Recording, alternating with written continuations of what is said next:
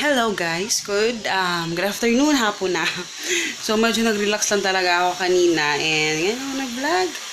Magkakape tayo ngayon and nagluto kami ng chiring nilagang sali. Masarap yan, binili niya ni Papa nung kahapon ata. So magkakape tayo. Okay, nag-download kasi ako sa YouTube ng tawag doon, yung mga video sa YouTube. Dinownload ko sa TV ako nanonood kasi si Papa nasagot sa mga inquiries. So kanina napakita ko sa inyo yung garden namin and tatapusin ko sana ngayon yung tawag doon, mga petchay kasi yun lang yung hindi ko nagawa. Pero medyo umuulan kanina, pero ngayon medyo wala na, pero parang umuulan pa rin to ulit. Kaya hindi ko alam, baka bukas na lang siguro. And ayun, yung mga tanim ko na bulaklak, ayun, nainis ako kasi pag ganina umulan, yung patak ng ulan, na ano yung mga sa seedling tray, kaya ayun, kung hindi na ano yung mga seeds doon, kasi may mga seeds doon na mga maliliit, diba? So anyway, so pagkita ko sa inyo, itong aming, hindi ko pala nakikita sa kabilang channel. Sa mga nag-message sa akin about kung paano itong gawin sa business, yung about the seeds, in-upload ko yan sa kabilang channel, sa Crystal Dikit, nakalagay yung link sa baba. So doon nyo tingnan yung about sa business na ginagawa ko. So ito pakita ko sa inyo, pero mag-ano muna ako, magkape. Ayan, pakita ko sa inyo yan lahat. I-explain ko sa inyo.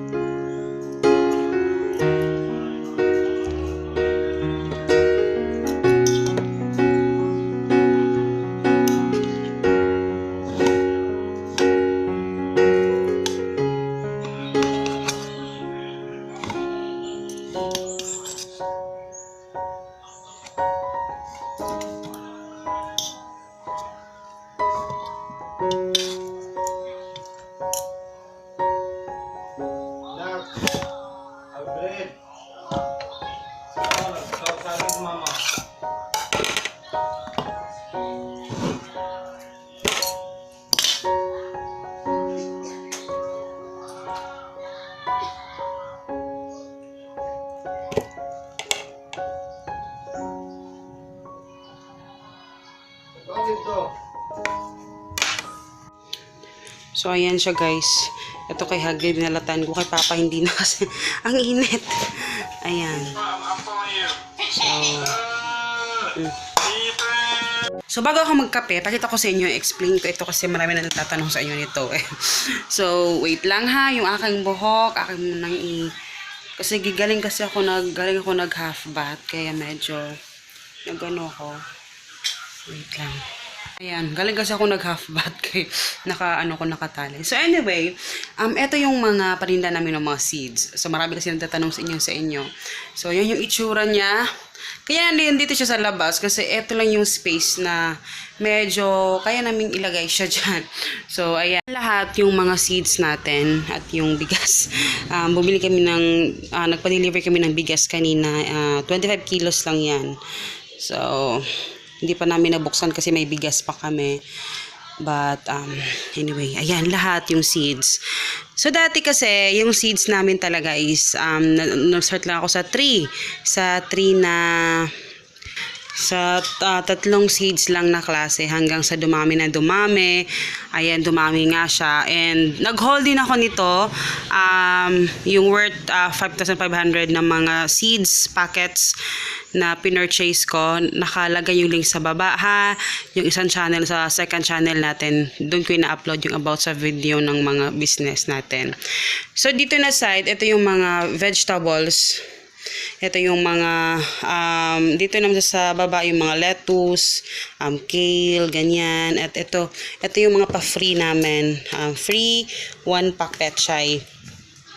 So, ito lahat, itong dalawang, puro ito, mga vegetable. May nakaano lang yung isang strawberry doon, yung pinaka-side doon. So, ayan. Tapos, ito yung mga herbs. Mga herbs lahat ng yan.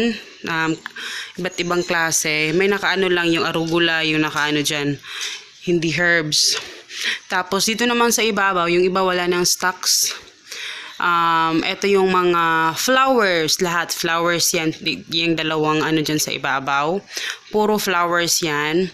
And ayun, medyo konti na lang din yung stocks ng iba, so may coming pa ako ng mga stocks, maybe sa katapusan ng July yung darating, or July.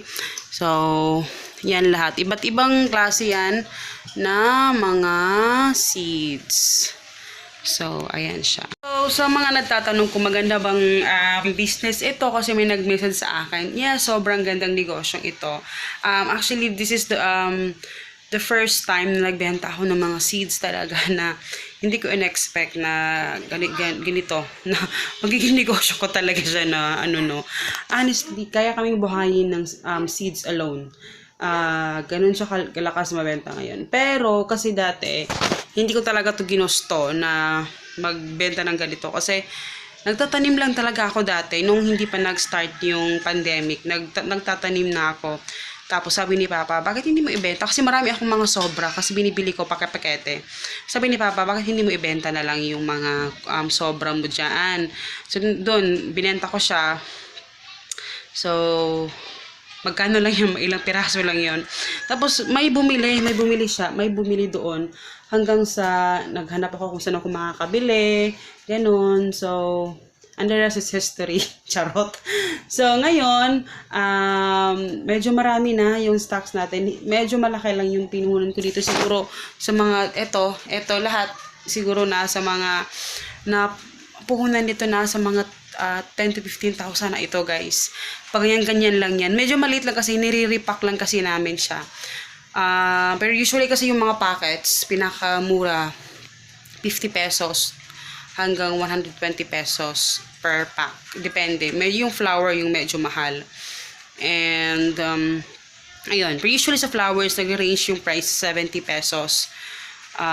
Usually sa isang klase ng flour, kumukuha ako ng 4 packs ng kada klase. Kaya medyo mahal yung puhunan. So, medyo may coming na ako ngayon na mga in-order ko. And, ayun. So, yan lahat yung sobrang nakakabuhay na pala itong seeds na ito. May pera sa buto. And, medyo hindi siya hassle, hindi siya madumi.